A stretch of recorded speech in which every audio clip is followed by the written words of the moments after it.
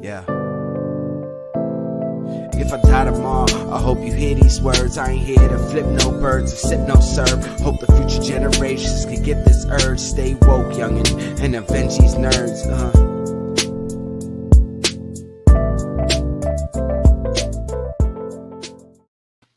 It's Tuesday. It is that time. It is, and that opening never gets old. No, I love that. I love that so much.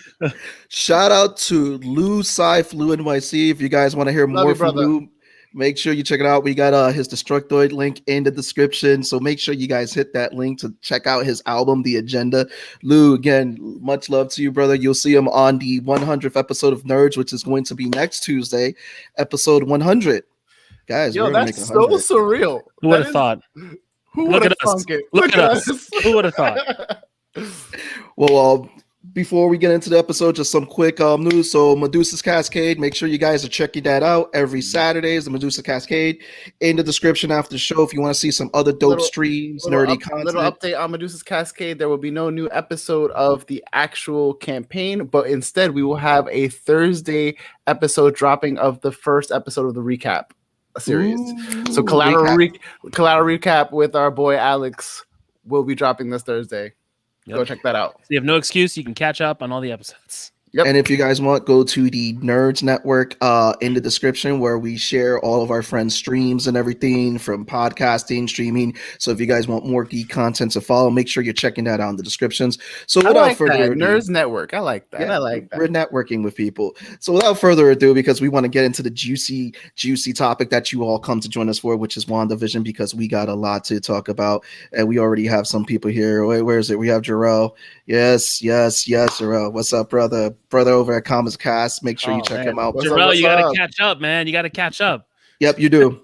And well, let's bring this guest out first because he already has some fans in there. Like, they're already giving them cheers right there. So our first fan is from the show. Pretty much he's doing his own thing over his channel. He's beating it up over there. I want to give it up. Well, what people don't know is that me and this guest, were high school mates, freshman and junior year. It was awesome seeing this guy. You could check out his show, Real Reviews with SOCOM. They deep dive into some of these shows and all that, especially him being with the Christian faith and everything, which again is pretty dope what he does. Bring it up for Jourdan Ortiz. What's up, brother? What's going on? Yo. Happy to be here. What's going on? Happy to be here. So you got fans, and then you got that dope Stormtrooper mask right there in the back. I'm gonna hide it because you're trying to snatch it. That's what. So wait, is that a red helmet or is it like just the lighting happens to make it look red? No, I got red lighting myself. No, it's the Captain Cardinal version of the helmet. The fan club is here, brother. There we go. That's my sister. She's the one. She's one of the ones on the show with me, man. Well, we thank them for watching, brother. We thank them for watching. But guys, make sure you check out his channel. The link is in the description. Give them a like, subscribe, follow. Again, check them out. Next guest we have here, we've seen this guy at cons. He runs a convention called MCon out in Long Island. He's a big anime fan, does some great stuff. He's also doing some great live drawings. There's a lot I could say about this gentleman, but he is always awesome to see around. Give it up for the one, the only Mikel Supreme. What's up, Mikel? What? Yo. What's going on? Going on? What's going on, brother? Hanging in there, man. You know, I'm just living the life, living the dream.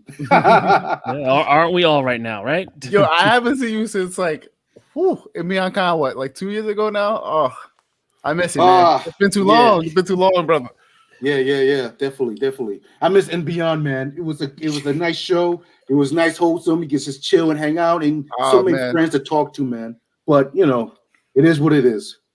So you guys are ready to get in this episode. How did you guys feel about WandaVision? We'll start with Jourdan. Go right ahead. Listen, man, there's so much stuff to talk about in this episode. It's ridiculous. Okay, I'm not gonna start at the end. I'm gonna go way to the whole way they plotted the whole show out. I thought was genius. My favorite part was Wanda walking through the whole grid. When she came to the cops, I think that scene right there was perfect because it reflected Magneto so well, and it was the same kind of thing. Remember, because Magneto kind of same energy. Yeah, you see what I'm saying? Like when he flipped the guns on him, and then she did the same thing. I think hers was a little more violent though. It was just kind of like to her, she controlled them instead of just the weapons. But the whole episode was dope, man. I loved it. Oh yeah, Miguel. I have to say, man, I'll say this. In the first few episodes was like a slow burn, but if you're talking about just the recent episodes, yeah, man, it was definitely getting into the meat and potatoes. You know, we definitely had like a nice cool appetizer, and now we're starting into the entree. And I have to admit, man, Wanda is a beast, man. I mean, we got a little taste of that in Endgame when she was going up against Thanos. So, but I did not know it was going to be at this level. I'm talking about like almost God tier at this level right now. And I have a theory that she's still like barely tapping what we've seen in the comics. Barely tapping what we've seen in the comics.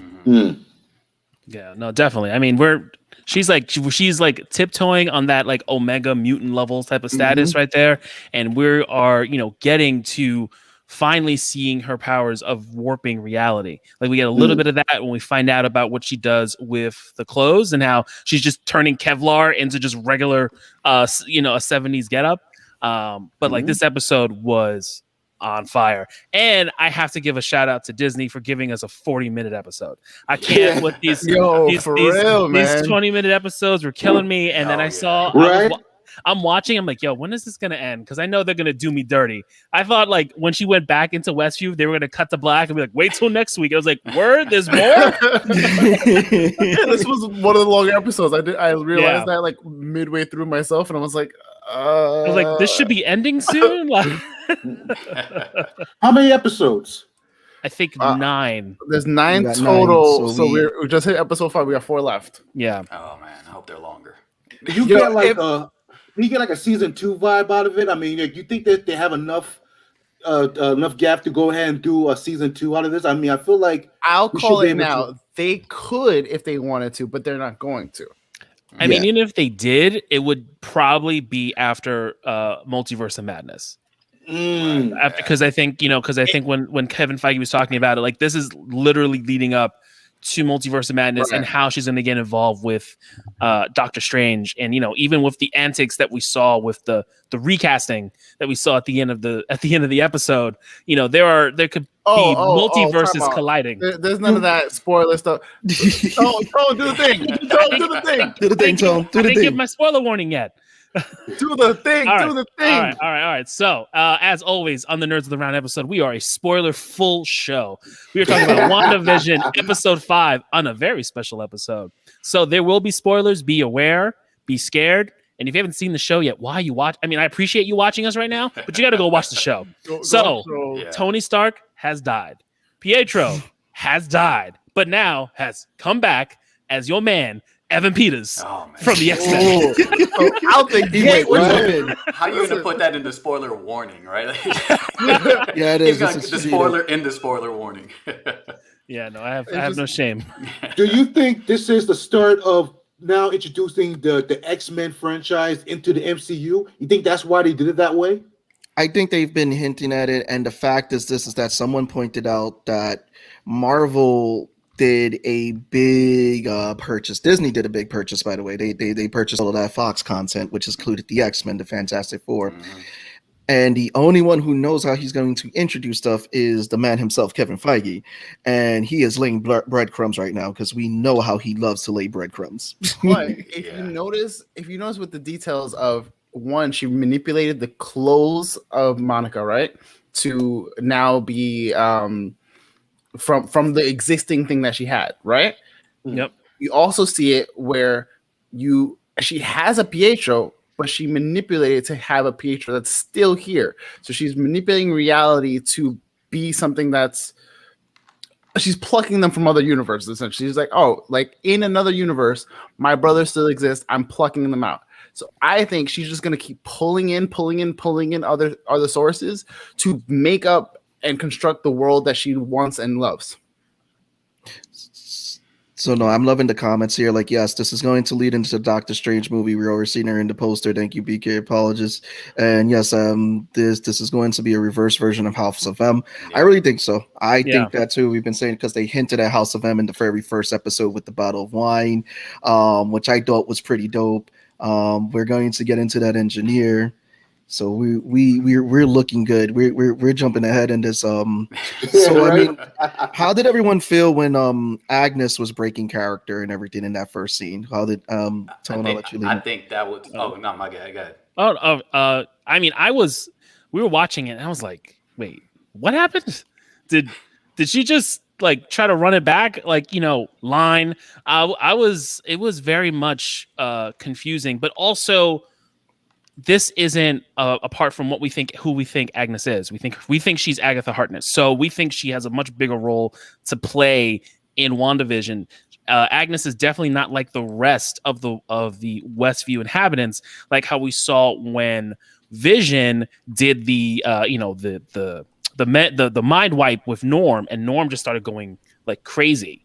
Mm-hmm. So I was taken back, like having her react to Wanda, and then just seeing Wanda just kind of tiptoe around it, like kind of brushing it off like it was nothing. And I think it leads later on in the episode too, when Wanda is just open about her powers in front of Agnes and wondering what that's about, because that was never something we saw in the last 4 episodes. And now we're seeing that today. And she's telling Vision like, oh, it's nothing. She missed it. Or it's just Agnes. So yeah, it's just kind of like, breadcrumbs of who she is and getting that reveal. Right. I'm of that before theory. you take this, Law. I love that theory. Yeah, go ahead, Law. Go ahead. No, I was gonna say I saw the comment. I'm like definitely with it. I still kind of think she's Agatha because they're like all roads lead that way. Mm-hmm. But they definitely gave you a very big red herring if she wasn't. You know what I mean? Also, too, Dottie's information was missing from the whiteboard. Oh, yes. Interesting. Who is Dottie? Who is that? Yeah. And Mayhem is weighing in. He thinks I don't think she is, Mike. I'm gonna pick on you on that one next week. Don't worry. Mike Mayhem will be on here next week. Listen, that man doesn't believe this mustache is real, so we can't trust anything he says. Wow. Okay. Mikkel, throw your thoughts in there about her breaking character and everything. Well, you talking to me? Yeah. Yes, sir.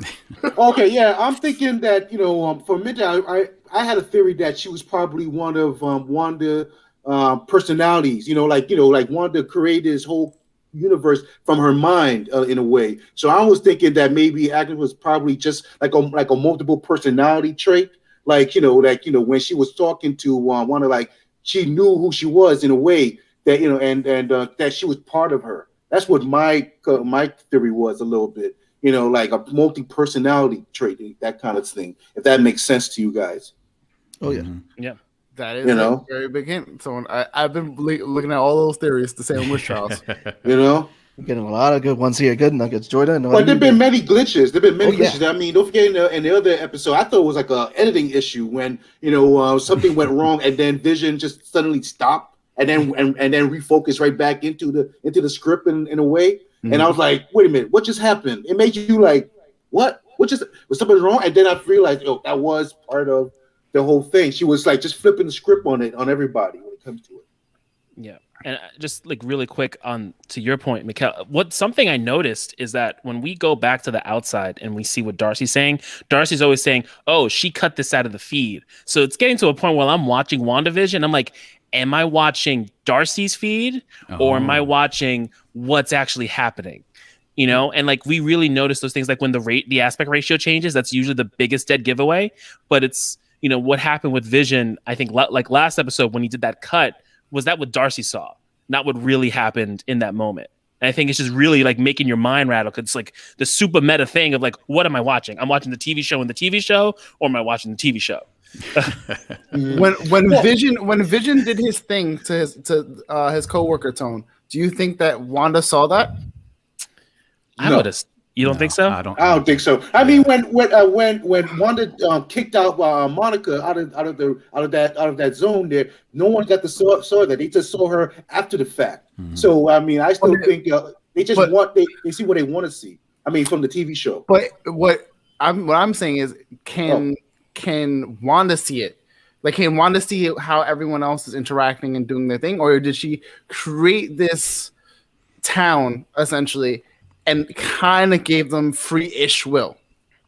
Like, Jourdan, what do you think? I think here's my concept. Like, all right, so kind of like going to the first point. when they broke character, to me that was the most haunting scene in the entire series, only because there was something deeper going on. So when you look at her character and she says, do you want me to go? It's almost like they knew something within each other, but Wanda was unaware of it at the moment.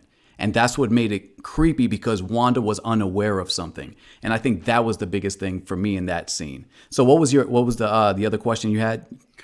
So essentially, is Wanda, like, when Wanda has this world running and everyone kind of has some semblance of free will, when Vision did that thing where he's starting to see things bleed through from the other side, and he manipulated Homeboy's memory to kind of clear his vision. Right. Does Wanda see that? Because she doesn't acknowledge or address that at all. No, I don't think she saw it at all, because she looked completely shocked when he told her, "Hey, listen, I did this," and I mean, she looked completely freaked out, like, "Wait a minute, something's going wrong." So I think totally that she did not know what was going on in the background, and that would also lets you know, kind of like, she's not the one in complete control. She's controlling some aspects, and I think a deal was made behind the scenes so she can get Vision back in order to bring him into. I think there's something else, some other element. I don't know. This is just me speculating, because so more than just her like running through Sword and just like taking him. You think that she? No, I think she did that. I think she ran through Sword to take him, but I think there was a deal made in order to bring Vision back to life in some way with another character. Okay. So I think that whoever that other character is, a lot of people are speculating Mephisto and things like that, but I think whoever that other character is, they joined together to bring Vision back, and part of the deal was that she would control that world to some degree. But I don't know. To me, my theory is going to change with every episode as they introduce new information. But that's just something to kind of chew on. Maybe that's what's going on. All right, that's Mojo theory. I'm gonna if Mojo ends up being real, I will buy you a drink. I got a question. We have a question coming out from the fans here. So this is on coming up. So Mayhem Mike, who dubbed Tone Frankenstash. Have you guys noticed the commercial connections between Wanda's traumatic past? We'll start with you, Miguel. I noticed something was going on. I mean, I know the commercials with Hydra and all that kind of thing. Is that what he's speaking about? Mm-hmm. The Hydra commercials? Yeah. I mean, you don't forget. I mean, she was like a product of Hydra, wasn't she? Like before, what's his name? I'm talking about that robot. The Age of Ultron. Before Ultron broke them both out. I mean, like, they were a product of Hydra, right? From the Super Soldier Serum. So I'm thinking that, she still have like some kind of deep inside, like she knows who she is and where she's from. So all those things are coming back to her to remind her about Hydra in her past in a way. So that's what I'm getting from. But to answer the other question about like those other people, that she control the other people aspect. You ever watch Dragon Ball? I'm a huge Dragon Ball Z fan. You ever know, you ever seen the Baby Saga when Baby came from Earth and took over the whole planet Earth? Everybody was basically doing their own thing regardless. Bulma was still making machines and all that kind of thing, but Baby was still like the puppet master behind the scenes, just doing everything. So he got to be the eyes and ears throughout the whole entire planet, but everybody was still doing their thing as he just watched from behind. So I'm thinking that in my mind that's what Wanda is going through. That she is like the puppet master, but she laid back to again with the multiple personality trait.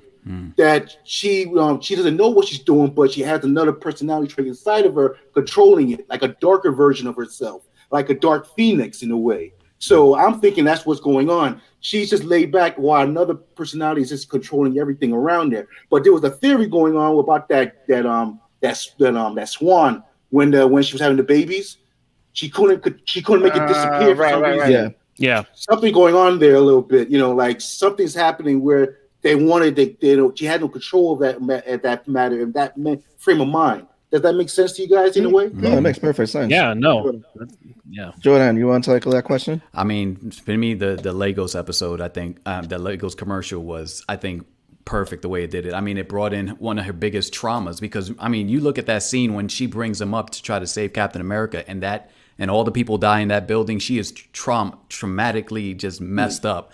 But the fact that the commercial brought it in, and I don't know if you guys have already talked about it before, but are those two people in the commercials her parents? Because they're kind of alluding There's a theory to that might be her parents. Yeah, there's a theory. And it's interesting how it kind of plays into that, the whole mother father trying to protect their young, be trying to wipe up the blood away. I mean, because that to me is cool because they're playing on that fact that she needs somebody to come and comfort her. Right, looking deeper into the commercial, because again, that blood, like one of the quotes. Let me see, I had it right up here. For when you make a mess you didn't mean to. Yes. I thought it was hilarious. But she definitely didn't mean to. Yeah, she didn't mean to do that. I just thought it was wonderful how they just put that little commercial in to just attach it to that traumatic experience. Well, it's funny too because I'm going to give it till next on this because I want to point out what Mike says because this is a parallel that we've noticed is that each commercial also has represented an Infinity Stone because the color and all that. That's what I've seen, and yes, that's because you had the first one, the red stone and all that. So because again, look at the colors. The colors like it was in black and white and everything, and again, she can't affect the kids.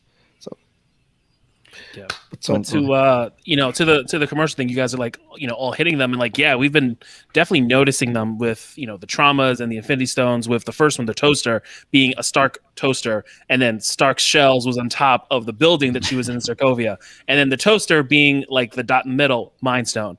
The second one was the watch, Strucker's watch. Strucker with the experiments with the Mind Stone for her and her brother. And then the time with the watch being the Time Stone.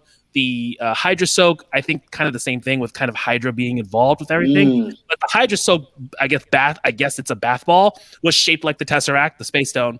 And then we've got the Lagos paper towels, which we mentioned. And because it was a red liquid, we think, reality. So definitely like 2 more commercials are going to happen with traumas that happen to her, probably assuming one of them is probably going to be Vision being killed. And they're just going to be representing the stones. But I also think what's interesting too is that Wanda has like shown different aspects of the Infinity Stones in this world. She's done different things with time and space, and we're definitely seeing the whole reality thing of just changing reality itself, which was one of her comic book powers that we haven't really seen in the movies so far. Not to breeze to the next point, but Mikkel brought up something with Ultron that reminded me of a conversation I had this weekend with Ziggo. Shout out to Ziggo from ComicTube. He said that we've never in the Age of Ultron movie at the end, we don't actually see Vision take out Ultron, right? At all. It kind of fades to black. And even if he did, what makes up Vision is Ultron, right?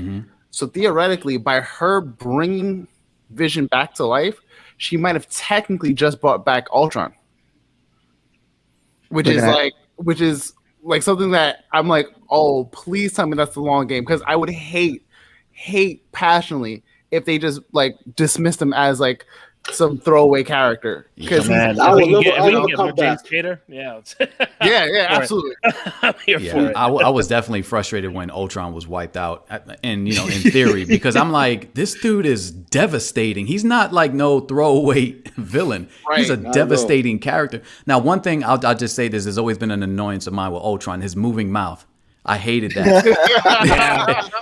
I wanted the face shield or something. Yeah, because to me it was creepier just having that wide open with the red on the inside, just that voice coming out. I just thought it was creepier. But when they made him talk and it looked like the machine had lips, I'm like, come on, dude, really? I mean, we might get a redesign if he does come back. I hope so. He needs a round 2, man. But I feel like she might have accidentally brought him back, and like Ziggo brought up a really good point with that. So now it's like one of those things in the back of my head that we're gonna see Ultron very, very soon. Yeah. But let's look at this more about the foreshadowing of Photon, Monica becoming Photon. After her CT scan, it comes out blank with a bit of white and black lightning, black likeness in her costume. Is it safe to say that we're getting more foreshadowing and we're going to see this character? Jourdan, I'll let you jump in on this. Yes, we're definitely getting Photon, I think, definitely. I mean, it was too many illusions. They alluded to the fact in Captain Marvel, like when her name was mentioned, you saw like this grimace just come over her face. And so I know that they're going to play on that. Whether they play on that, during the whole Wandavision or not, I'm not sure. But I know that seed was planted for the future. So that way when she does, because I think she's going to eventually appear in one of the big MCU movies. I just think that they're going to have to build that story. A lot of talk has been going on that she's going to appear in Captain Marvel 2. It's confirmed. She's okay. So in Captain Marvel 2. Yeah, so we already know she's going to show up. And I can't wait to see how it happens. How is it that she comes into her powers? Even though a lot of people have been speculating that when Wanda threw her through all that, that's something that actually activated that gene in her or something. Now, I'm not sure, is Photon a actual mutant, or did she just get her power? I'm in the comics, like how... I think she got her powers. Yeah. I don't know. I don't think she's a mutant, if I'm not mistaken. And she also had the title of Captain Marvel in the comics. Right. Yeah. To my knowledge, she was like actually one of the first Captain Marvels before the Marvel they have in the MCU came out. Yeah. You know, I always find that they should have started with her first. I think that would have been a great opportunity for a little bit of diversity. Yeah. You know what definitely. I mean? If it came down to it. But, you know, I know they did it why they did it, to sell comic books. So that was the main reason. So. It's always to sell comics. It was too early for her time. But she is a prominent hero, and now we're getting her on the big screen, which I think is pretty dope. Tone, what do you think about it? I mean, it's all, like you guys said, it's all but confirmed. I mean, we knew when she got casted as Monica Rambeau, when are we going to see Photon? What I'm interested in is seeing, you know, her emotion towards Carol. Like John, like Wu said, Captain Marvel, and she was like, deflect, just miss me with it, just miss me with it. You know, this was my, like, and I think it probably has to do with the fact that, you know, her mom died from cancer, and her mom died alone, and she probably feels like, why wasn't my mom's best friend there? Obviously, in the grand scheme of things, Captain Marvel is doing something all over the universe because the Earth has the Avengers. But you know, you don't make that connection because this is someone who your mom was like this with. Like that was your mom's best friend. This literally takes place a couple of days after like the second snap. So like, there's not enough time for Captain Marvel and her to kind of do the thing before she ends up in that space. Yeah, so I think that'll be an interesting point, that tension between the two of them. I mean, we'll probably get it more in the second movie, but I think that'll be a good plot, you know, in there. I don't think they would touch that, man. I really honestly don't think so. That's just my opinion, though. But you never know. They might. Yeah. I'm looking forward to because with this show, we're seeing like them either Easter egg drop names, vaguely tiptoe around certain things, and we're all like, oh, they mentioned the Fantastic Four. There's the four on the fucking thing. The astronauts. They've literally just gave us hints of everything, and we're connecting all the dots. I want to see what their end game is, because aside from Mephisto bringing back the X-Men, a lot of the stuff that we're kind of expecting to see, I feel like there's something in their back pocket, and we're all gonna not see it coming. Like they're gonna come from left field, and we're just gonna be like, "How did we not pick that up? Like, what in the world?" And I'm here for it, 100%. I mean, I know Elizabeth Olsen has said, unless it was the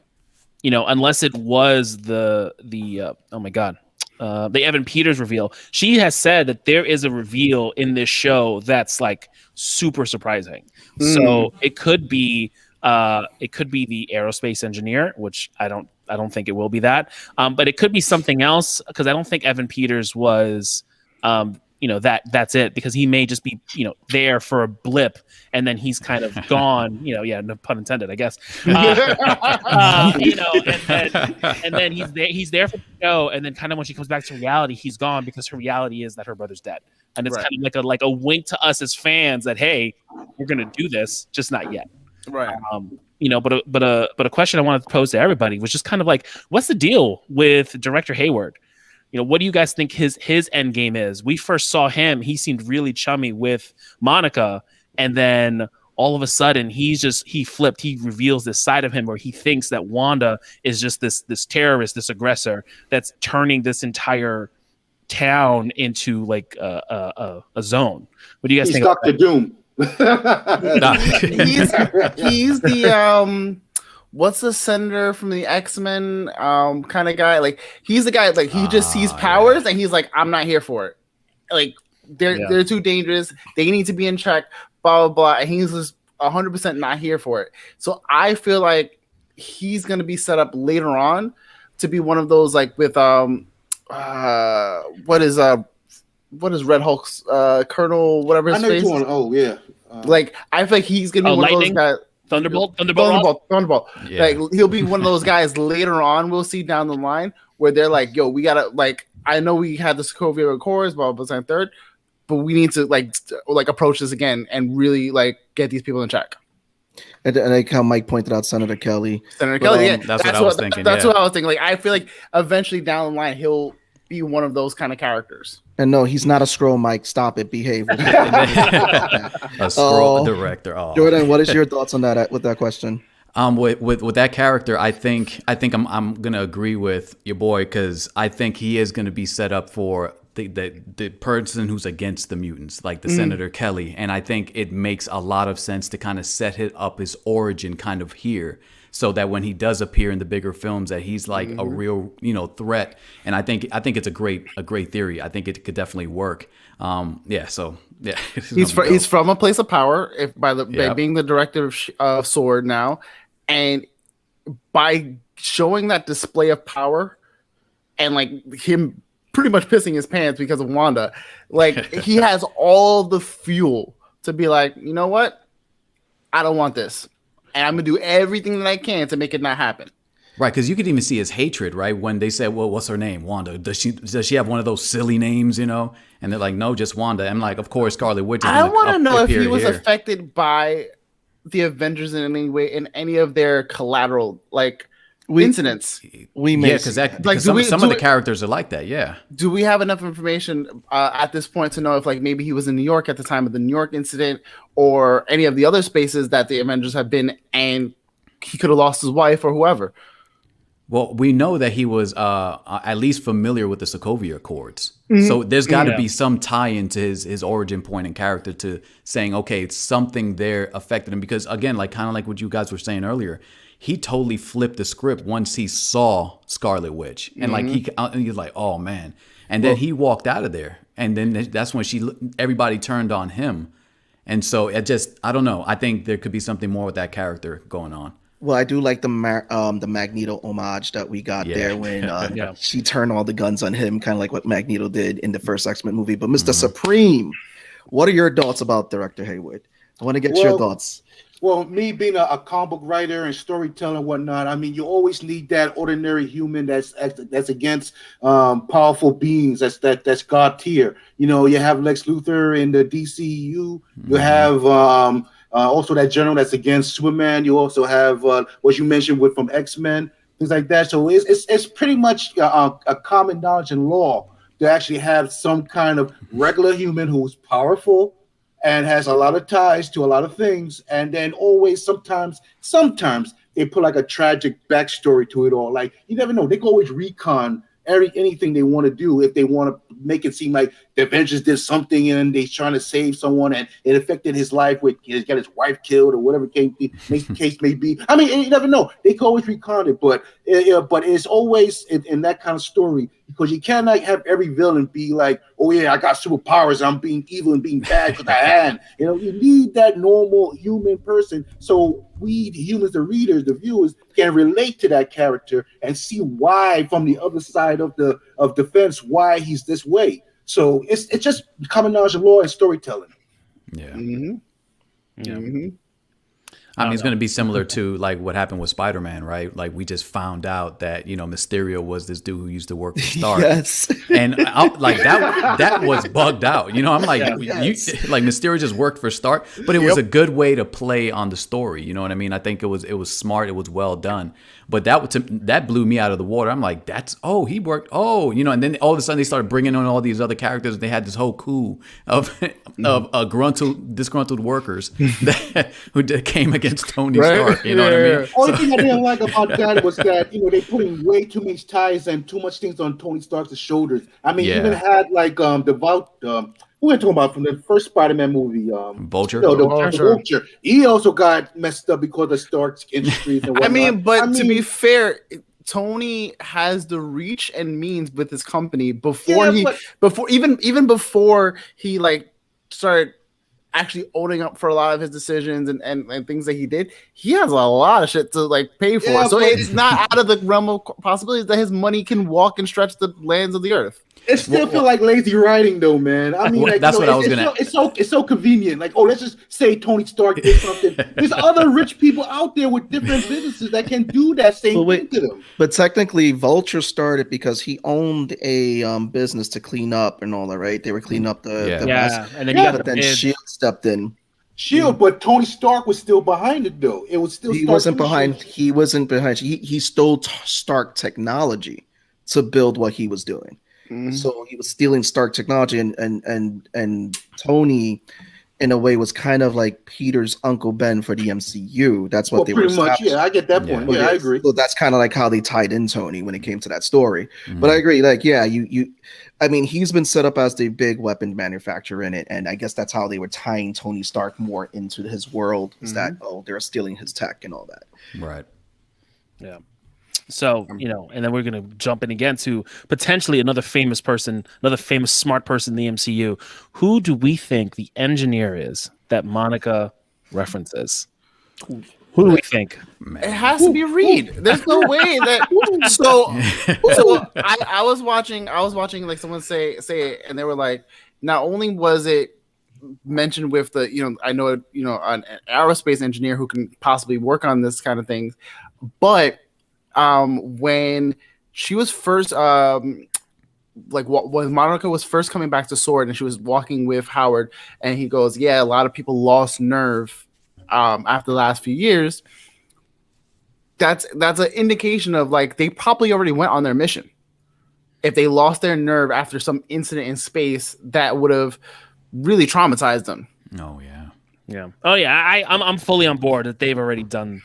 They've already gone. They've already gone to space, and we can think whatever the hell happened with the snaps, right? So multiple snaps, or cosmic solar rays, or whatever the hell have you. Yeah, the Fantastic Four are around, and the Baxter Building is in the Manhattan landscape. It just hasn't been called out yet. What do you guys think, Kel? I mean, before they answer, I want to throw one more name on there, and then Mika, I want you to jump in. There's a possibility because they were saying Monica was wearing colors similar to Blue Marvel, so there's a possibility that it could also be Adam Brashear, the Blue Marvel, which is another obscure character. So I mean, Mika, what do you think by that? Okay. Well, I might have to pass on that one. I'm not sure about the Adam or whatnot when it comes to that, to be honest. You said the Adam? What's that character again? Adam Brashear, aka the Blue Marvel. Yeah. The Blue Marvel. I think I've seen images of that one there, but I'll pass that till I find out more about that. Who else want to take care of that one? Jordan, you want to take it? No, man, I don't want to take it.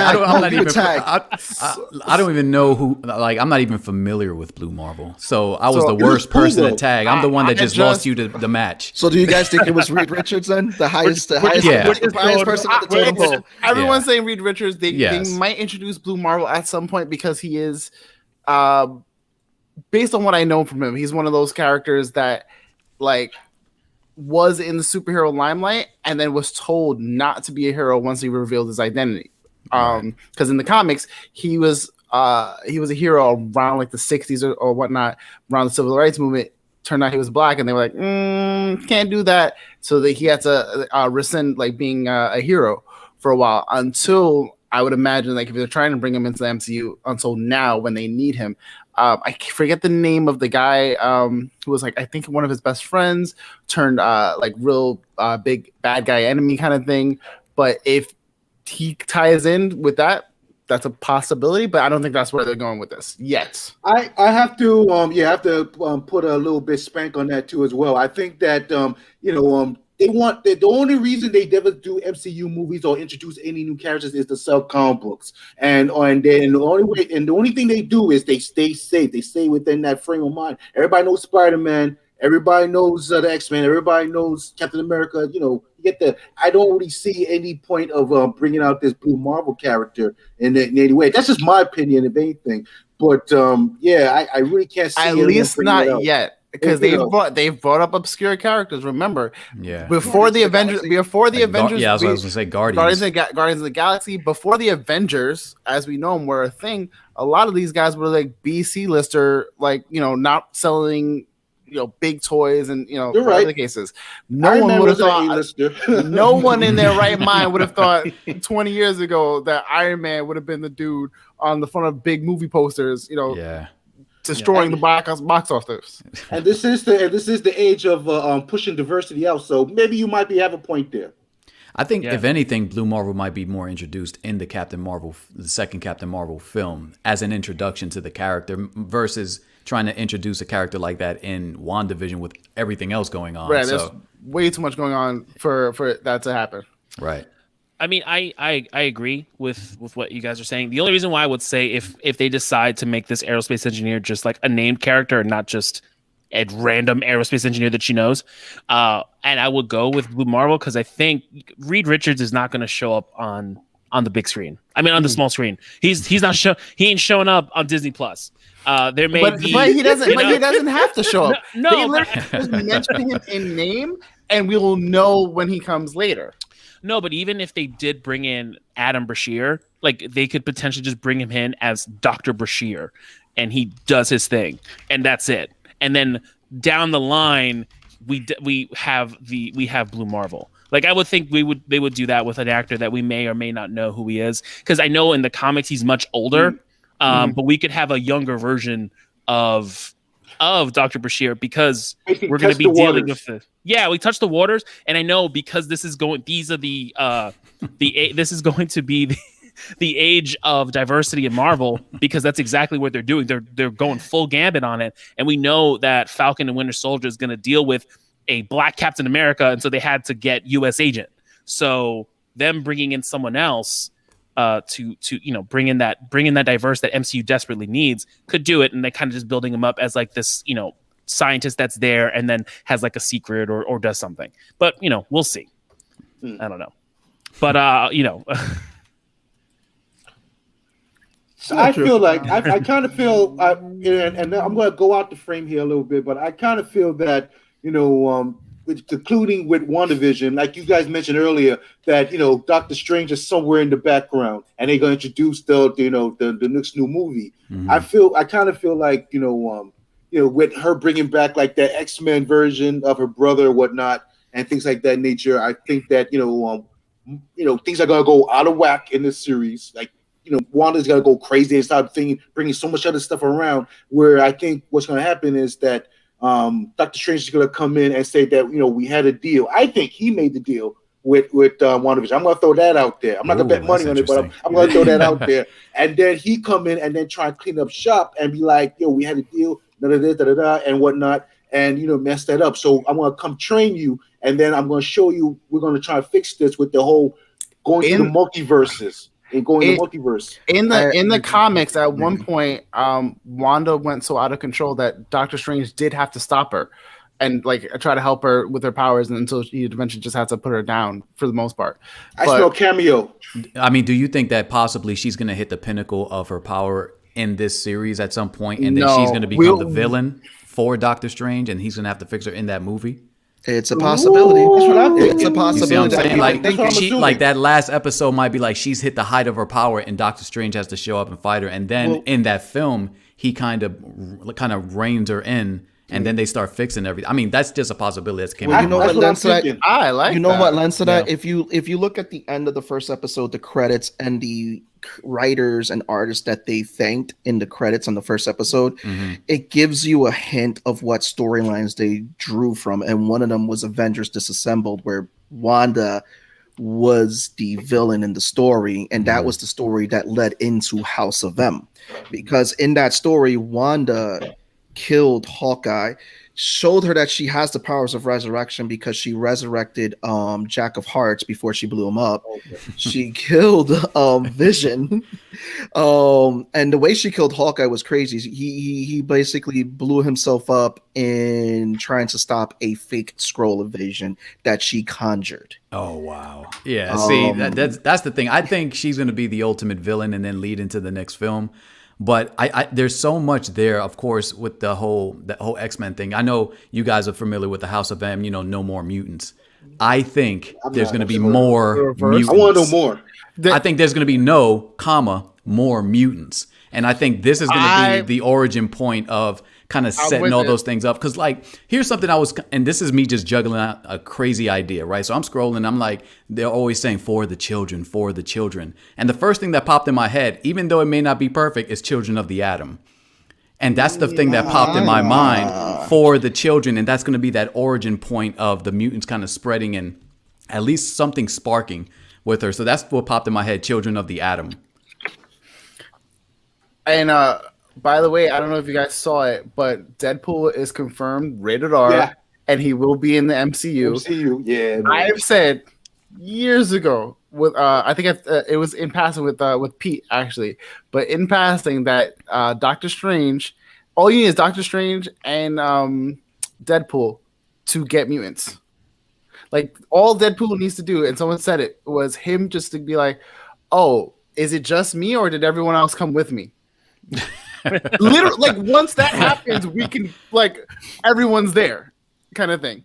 Yeah, and it would be. I know we talked about it last week, but it would be one of those things where they were kind of there, either unaware that they had their powers and their powers emerge, or now that we're seeing Wanda pull people in and mess with reality to take parts of other universes and make it her own and make it her own special world. I think that would be the other way. Yeah. You think somebody has the reality stone? I'm sorry to cut you off, but you think someone has the reality stone? Let's go. So as of what we know, the stones are destroyed, right? Mm-hmm. But if I'm not mistaken, Seabass, you might want to correct me on this one. These stones have been known to come back even after being destroyed. I think we confirmed it last episode with Pete Rosado. Even after they're being atoms, destroyed, right? So even after being destroyed, they'll come back. I think that Wanda is taking the form or taking the place of the reality stone right now. Like she's that's where her powers come from in the comics. She's reality warping and that her hex magic kind of thing. But right now, as we're seeing it in the MCU, she's the living embodiment of that stone. I agree. I think that's spot on. Because even with the young, I always forget the girl's name who was in Thor, the one who's the scientist. Darcy. Darcy. Yeah. I mean, she's already alluded to this whole hex thing and it tying to her because she calls it, it's a hex and all these hexagonal shapes and she gives it to Wanda. And then when Wanda walks in there, she's kind of remember when she walks through that field, the whole thing becomes red. So I think that whole embodiment thing is a very big possibility that's her hex power. I think her powers originated from the Mind Stone. I think the Mind Stone was able to unlock her powers, but I don't think that the Mind Stone is still giving her powers. Right. I agree. They're gradually changing, and again, this reality because of what's happened is officially changing. Because technically, I think the Mind Stone, what it did for Vision, it gives you and unlock your potential. It can open up so many possibilities for you. Once that happened for Wanda, and then she got hit with it was a wrap. There was no way to turn off the floodgates. Right. Yeah. I'm loving all the comments that we're getting tonight. Yeah, man. You can see we got a lot of fans and a lot of speculations. I'm loving it. But Tone, what was the subject you wanted to touch up on? I know this is one that you wanted to. Oh yeah, I mean, right before, I agree with everyone in regards to Wanda being the villain, potentially a villain in Multiverse of Madness, because we do know this facade is going to fall, and that's not going to be good for anybody, especially when the reality of that her brother is dead and that Vision is not coming back. Sayonara, Paul Bettany, you've been amazing. It will create a tie that we're going to see in the movies until. I don't know there's sayonara for Paul Bettany. I really don't. I hope not. And this kind of leads to my next point when we talk about that confrontation between Wanda and Vision. I've Paul Bettany, that was the best Paul Bettany I've seen as Vision in that scene. And I thought it was really interesting that they definitely did come for Jourdan. We appreciate it, though. We appreciate it. One thing I did notice too is that we're seeing a more emotional Vision. I think may has to do with the fact that he doesn't know what's going on. He doesn't know who he is. But I think it's a nice twist on the fact that when Vision does come back after he's killed, it's West Coast Avengers and he's all white and has no emotion. So just kind of a flip flop. And we definitely see it here, and seeing their confrontation between the two of them when it's like real Wanda and real Vision going after each other. What did you guys think about that scene? Okay, for me, like, okay, I'm just gonna jump. Like, one of the things that was throwing me off about the whole Vision, and before they showed her going into that building, I thought she was literally just manipulating his dead corpse. Because I thought remember when everything is going out of whack, she throws a photon right through, and then she looks at Vision, and Vision is like just the old Vision we remember with the stone pulled out of his head, all white, right? And I was like, oh, that's how he really looks. And then she kind of like shook her head, and it came back. So I thought that meant that she was just manipulating his corpse and using him just to kind of. That's what I thought. I thought she was almost kind of trying to trick herself into thinking that this was really happening, but that totally went out the window when I saw all the emotion driven from Vision. And she said, this is the first time you've ever talked to me like this. So that was interesting because he's never showed emotion as a created, being. And so the fact that he showed that emotion, I thought it was good. I think he did a great job with acting that role and showing that kind of newness of the character coming back to life, in the sense that this was the first time he's ever exhibited emotion, and it had to come to a certain crux or a very volatile situation for all of that to come out. So I just thought it was reality like getting like out of control of her, like you're thinking maybe it's because of her, everything is going out of whack in her mind, that's why he went out of whack. Right. I don't know, that it could possibly be. It could possibly be that.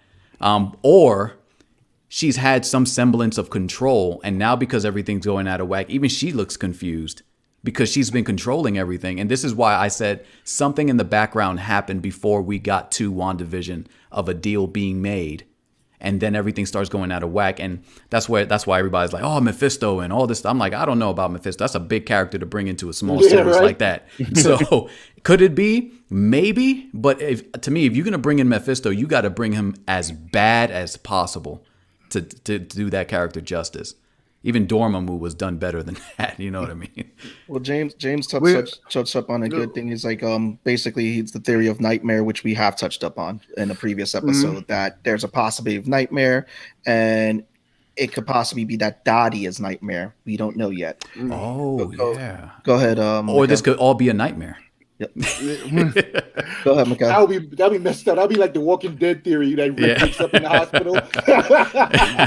Right. We do see that.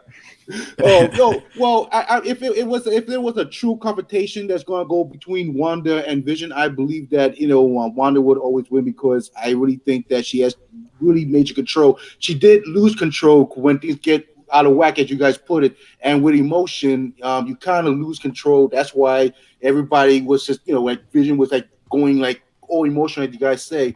That was just corresponding toward that, because she was losing control. But you brought up a good point with the whole thing with he's like pulling strings on Vision's corpse body, but you never know. I still think that they're gonna be utilizing this show to bring back Vision into the MCU, because he's a popular character. I don't think they really want him to end up staying dead. And they also show evidence of things actually living outside of of that Wanda reality era. So I really think that once they leave that area, like say Vision and also those kids, because I hear there's a comic book story based on those kids, I really think that they could actually still exist in this reality in the MCU. But those are actually her, like someone said, like those wouldn't be her kids because she made them. But I think the minute that she thought it and she literally put them in her belly, that was it. Those are her physical they're kids, real. Right. made, manifested, and like granted, like they have the abilities to age themselves up in the second and third. They both have some semblance of control over their own reality. Though I think only Wiccan has her powers, and then Speed has Pietro's powers. Yeah. So I really think that I really think they're going to do a flip script. I don't know, maybe I might be wrong, but they can still do another glitch, and then in the next episode they act like nothing really even happened with their whole confrontation. I think that's what's going to happen. They're just going to do another glitch and then go right back to when she gains control back again. I've been watching Bates Motel, so I'm really getting into this whole multiple personality trait, and I really think that Wanda is going through this kind of way of personalities, and everybody is just a chess piece of her personality, and to this whole new reality that she created. But I really think that she doesn't really know what she's doing, but a darker version of herself inside is really doing it. She just don't know. But I'm keeping on with this theory that we are already getting the introduction of the Young Avengers. It's been spotted in Ant-Man with Casey Lang. 100%. We now have Speed and Wiccan, which again, were our Wanda's kids and our manifestation of her powers. And we're getting Kate Bishop. But I was going to say, like, Speed is a manifestation of Pietro's powers, where Wanda gives him Pietro's powers. We have to keep an eye out for Hulkling. Yep. We have to keep an eye out for what's his face, Patriot, and then we already know that Kang the Conqueror has been casted, and he has a big role in Young Avengers. We already know Miss Marvel's been casted. We already know America Chavez has been casted. Yep. So these are things to keep an eye out for, which it may be a TV show, it may be something bigger. Who knows? But I think they'll try to do something like The Runaways, where they'll try to make it a TV show, like, kind of thing. Yeah, let's hope that they won't do like the Titans, though. Let's not do that. Well, do you here's something. Like, do you think that, I don't know if you guys have seen the cartoon. Remember when they showed Ultron come back for the Avengers, and they had the Young Avengers there? Do you think they're gonna play? I haven't. Do you think they're gonna play on that, like, pull from that story a little bit, because it could really fit, because you have all of these characters coming back, all these Young Avengers and these legends, of course. And they're would have been trained, and by that time, Ultron might have developed into a more severe, vicious character, and then that's what's gonna. They could play on that Young Avengers aspect. It's there. I think they what we're going to get with the Young Avengers, because it's different, like how they did it in the cartoon. These are like versus what they did in the comics, because you had Iron Lad. Right. Who was very much a younger version of Kang the Conqueror, which is like, if we end up seeing Iron Lad, we definitely know this is going this route.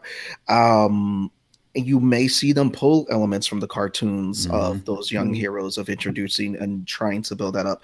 Because like right now, we know that Kevin Feige is in a basement somewhere. He's Pepe Sylvia in it with the red board and all that, with the red yard and everything all day. All the phases, interconnected stuff. They gave him new toys to play with. He has a plan to like phase 16. I can quote it right now. He definitely does. And we're gonna see more nuggets come with, because immediately, like, we got Falcon and Winter Soldier coming out. We got Loki. All roads are leading to Doctor Strange. Yes, we're going to see some X-Force possibly, because, Deadpool has introduced them and killed them. Thank you, Deadpool. Yeah, there goes Shatterstar, right? and James points out Franklin Richards, which again, Franklin Richards, that'd be way down the line. If we ever see Franklin Richards, that would be guaranteed like 2 phases down. If that showed up within the next 2 phases, I'd be really surprised. My kids will be in high school when we get to there. Because they announced that they're gonna bring in Riri at some point, right? Williams? They announced that we are getting. We're gonna get Riri Williams. That will definitely happen way before we get anything with Franklin. And I know, Kelly, we're gonna be having a lot of fan art to draw, bro. Me and you, Mr. McDonald. We just need to bring back the conventions. Right? So I know we can just keep going down this rabbit hole, but we would yes. we would be remiss if we did not, even just talk about the crazy reveal that happened at the end of this episode. Just diving into this Evan Peters reveal. We all talked on it. We all took, little bits, but what are your thoughts? What do you think is going to happen throughout the rest of the season of WandaVision now that Pietro is back in the picture? Supreme? I already mentioned it, and I'm going to stand by it. I think this is their way of introducing the X-Men into this universe of the MCU. I think it's going to pay off like nothing has changed. That guy's going to stay, and he's a great actor. I love him in American Horror Story. Oh, he's amazing in AHS. There'll be a fool to throw him away, like a throwaway character. There'll be a fool. He would need to stay, and a lot of people even voted that he was like one of the best to play that character out of the different movie versions of it all. So I think they're gonna play it off like nothing has changed. I don't think. I really honestly don't think nothing's gonna happen after that. I think she's gonna be it's gonna be a lot of feels. Definitely gonna be a lot of feels. And they're gonna play it off like, oh, my brother's here, and they're gonna do that whole comical relief, like, yo, my brother's in town, and he's gonna like eat up all the food, and do all this, and just lounge in the house and all that kind of thing. And he's gonna be the cool uncle with the kids, that kind of thing. And I think it's gonna be a fun episode, because last episode was really intense, so they need to make it something where it'll be a lot more like, oh, okay, now I can take a breather for now. You think they'll give us a breather? No, there's no breathers. There's no breathers. The roller coaster's happening. No. They're gonna give you some here and there, but I think with all these feels and having her brother come back and all that kind of thing, it's gonna be like, a nice, like, all right, I feel happy for Wanda. She got her brother back. They're gonna do the glitch thing, so the whole thing where her conversation with Vision never even happened. We'll see what happens. Okay. I want to add to your theory, because your theory is very plausible, not only because Darcy was the key of pointing that out. Wanda recognized that was Pietro, but Darcy was like, "Oh, Wanda recasted Pietro," so it's like, okay, yeah. Does she want to have a concept of the multiverse, and is this a way of bringing in some of those actors who played the X-Men characters? But Jourdan, go right ahead. I want you to get your theory in, and I already know which character you want to see them bring into the MCU, an MCU version. We've been talking about that since high school. Yeah. Gambit, if they know, everybody trying to figure it out. But okay, so when Pietro showed up, I was like, oh, cool, they're bringing back the old Quicksilver. When they turned that camera, that was the first time in a long time that my mouth actually dropped wide open. I was like, yo, I was like, that's crazy. And I mean, this to me points to definitely bringing back mutants, right? Because he's one of the more popular ones from the other X-Men franchise. But one thing about this, I think he's going to be an influence on the kid who eventually develops his power. I think he's going to create a bond, and he's going to be training him a little in some way. One of the things that I thought was interesting, though, which kind of lets me know that it's definitely going to be about mutants, was the fact that Vision walked out and said he was reading to his son The Descent of Man.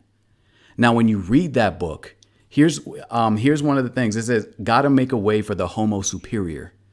That's what it says in the first page of that book. So that's how I know he's reading him, and he said that it made him cry more. So something's going to be devastating about it, but I'm definitely thinking that Descent of Man was the biggest clue for us to know that the mutants are coming, and they're going to be introduced in some way through this series. So I don't know. I was excited when I saw that it was the good Quicksilver. You know what I mean? not the Human Shield. No, not the Human Shield who can't dodge bullets. I'm like, come on, everybody. Hawkeye dodges bullets. I'm like, but the fact that they brought that one back, I was like, now I don't know if they're gonna use them permanently. I hope they do. That would be cool to bring a character like that in. But I don't know. I think definitely mutants are coming, and I'm excited about it. And yes, Gambit needs to have his own film, and he needs to be the most epic mutant they've ever created. He has to have 3 solo films and a trilogy just on Gambit. Let's carry the X-Men franchise on Gambit's back. There you go, Remy LeBeau. Remy LeBeau is the X-Men's Tony Stark. That's what it has to happen. Wow, heard it here. There you go. Yeah. I'm just waiting for Kevin Feige and Ryan Reynolds to walk up to Hugh Jackman's house and be like, "Listen, we're gonna bring you back for one more movie. Here's some Disney money." Ryan Reynolds will publicly shame Hugh Jackman just for one more ride. I know you died in that other movie, but you got to come back. We have a loophole. They have a loophole. I think it'll be a multiverse of madness if something like that would happen. It's going to be some quick little short scene, and then he'll pop up with Hugh Jackman, and maybe something like that. That's I'm guessing, but I don't essentially know. By introducing this new version of Pietro, or the old X-Men version of Pietro, someone mentioned in the comments, like, how do we bring in Magneto? That once you brought in that version of Pietro, we now have all the X-Men, because you now have Pietro, but you also have Magneto, because technically Magneto's his pops, which means that's Wanda's father. So granted, we may see like these commercial versions, what may allude to be their her parents, but we can now start seeing the whatever happens with him being the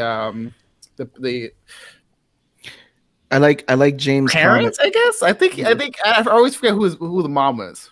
I like James' comment because yes, I mean, I know COVID affected a lot with what Marvel, how they want to do their release schedule. I think we're going to get Origins. Yeah, you've been on that soapbox a long time, bro. Yeah.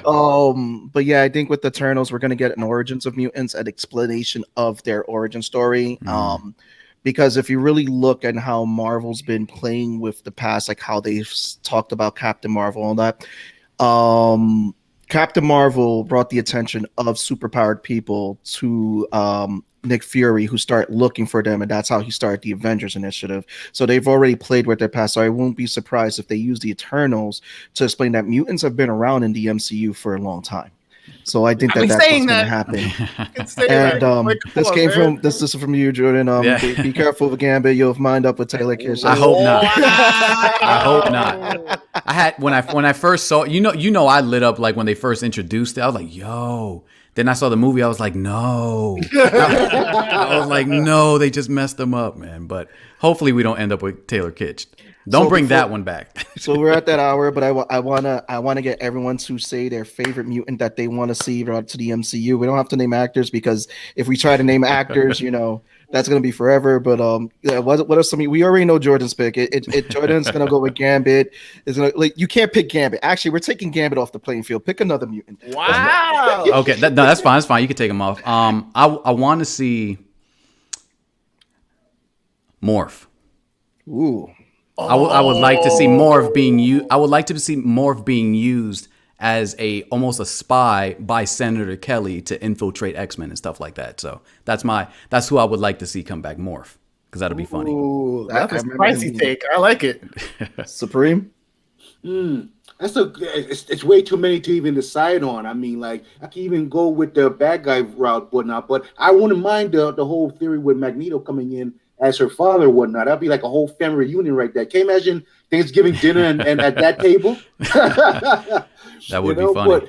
But let me see. I'm trying to think real quick here. I mean, like Mystique, or even not Mystique, but I'll stick with the whole Magneto theory. I think that'd be kind of cool to see something like that. Vision's new father-in-law come to the house. That'd be a nice sitcom story right there. I don't know. What do you guys think? Law, who you want? I'm gonna go the villain route, and I'm gonna go Mr. Sinister. I feel like he's such a dope villain that if we got him in the MCU, it'd be just like the perfect chef's kiss of like, oh, now we have like some like it doesn't always have to be Magneto. It doesn't always have to be Senator Kelly. Now we could be like, oh, we have the other, side off characters. That'd be a perfect way to introduce Apocalypse down the line. And Gambit, just saying. And Gambit, absolutely, because he's the one that helped Gambit tame his powers. No, yeah. Well, he locked his power up for because he was too powerful. He was out of control. So that'll be dope for him to have. I think they should connect those two. I'm with you. Thank you, Law. See, that's what you get. Yeah, Arliss wants a Mega Red. Yes, that'll be dope. Yes. I agree with you 100%. But and James wants Bishop. Let's go. I agree with you too. Tone, which one do you want? Come on, get your X-Men. I mean, it was sadly, unfortunately, terribly done. But I want Apocalypse. I want MCU Apocalypse. I want to see what Kevin Feige can do with him and seeing the abilities and everything. I'd be so excited. But I would like to see Sabretooth. That movie was trash, but Liev Schreiber or Sabretooth. Yes, that was. I was here for it. I was here for it 100%. I mean, they don't have to cast him again, but I would really like to see Sabretooth. I would love to see.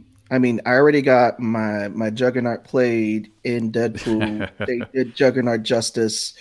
Even though Vinnie Jones was okay, he just was a watered down version of the Wish version of Juggernaut. Well, now we're getting Doom Juggernaut, So yeah, that's it. That's another thing. But I would love to see the MCU Kevin Feige get Blink, and the reason I say Blink is because with Blink, you get Age of Apocalypse storyline, but you also get the Exile storyline, which Exiles was a multiverse hopping team. Okay. Look at that. I like that. That's dope.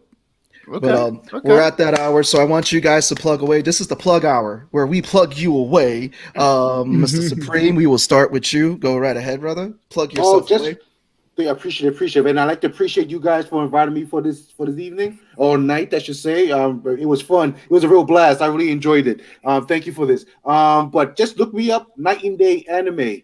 Just I'm on Instagram and I'm on YouTube and on here on Facebook. Every Tuesday nights I do live drawing. You hang out with me, watch me do a drawing. I just drew Vision and Wanda earlier today. You can go to my Facebook page and check it out.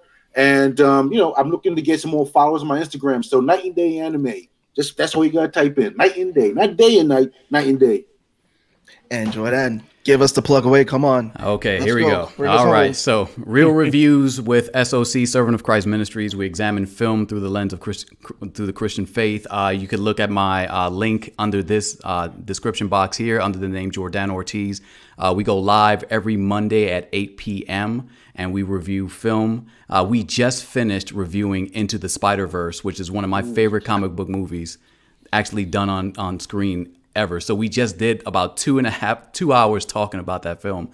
So, guys, just go on there. You can check it out. And we're trying to hit 1,000 subscribers, which is the magic number we all want to hit. Yes. So make sure you guys go ahead and just subscribe, like, share, and all that good stuff. And I want to thank you so much, Sebastian, for calling me from the past and having me come on. Reunited, and it feels so good. You got me singing now. But if you guys are not tired of hearing me, Law and Tony's voice, you can check us out on the Medusa Cascade podcast for In Beyond Studios. It's a Dungeons and Dragons podcast. I play a fun, lovable asshole by the name of Kyver. Law plays an awesome ranger by the name of Zax, and Tony is fighting people as a paladin named Galahad. And by that, make sure you guys changing his name to Galadad. Galadad, yes, Galadad. We have to do it somehow. You have to listen somehow. I'll take that more than Tiny. Anyway, keep going. Anyway, you guys can also, again, join us next week. Well, we're going to be live tomorrow. Special episode with Michael Gracia. We are doing a creator series speaking with Michael Gracia. He is an artist who is also the host for Get In Tune. So we're going to be talking to him and celebrating his birthday. Don't tell him that I told you to come by and wish him surprise. And next week, we have on the 16th, The Nerds 100th episode. That's still so fucking mind-boggling to me. Congratulations, guys. Thank you. Between audio recordings on our podcast channel, which you can listen to some dope audio, some dope interviews, Law and Tony picking on me because, I do love being the butt of every joke. I love you guys. Hugs. Doing this in person. Us doing this in person too. We have videos of us doing this in person. So yes, make sure you guys check those out. But 100 is next week. We want to welcome you guys to the party and all that. So this has been another dope episode of Nerds Round. This has been your boy Sebastian. It's your boy Law. And your boy Tone from across the hall. Be safe. Good night. Peace out, everybody. Peace.